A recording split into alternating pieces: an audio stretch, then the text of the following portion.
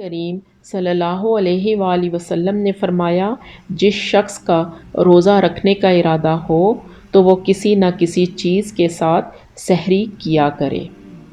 رسول اللہ صلی اللہ علیہ وآلہ وسلم نے فرمایا، سحری کا کھانا بابرکت ہے، اس لیے اس کو نہ چھوڑا کرو، خواہ پانی کا ایک گھونٹ ہی پی لیا کرو۔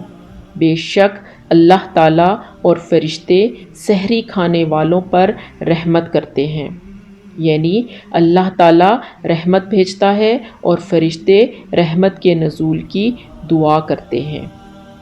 ایک صحابی رسول اللہ صلی اللہ علیہ وآلہ وسلم کے پاس اس وقت تشریف لائے جب آپ صلی اللہ علیہ وآلہ وسلم سحری کا کھانا کھا رہے تھے۔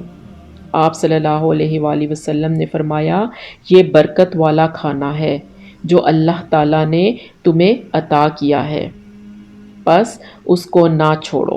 اللہ تعالیٰ ہم سب کو نبی کریم صلی اللہ علیہ وآلہ وسلم کی احادیث پر عمل کرنے کی توفیق عطا فرمائے۔ آمین۔ جزاک اللہ خیر۔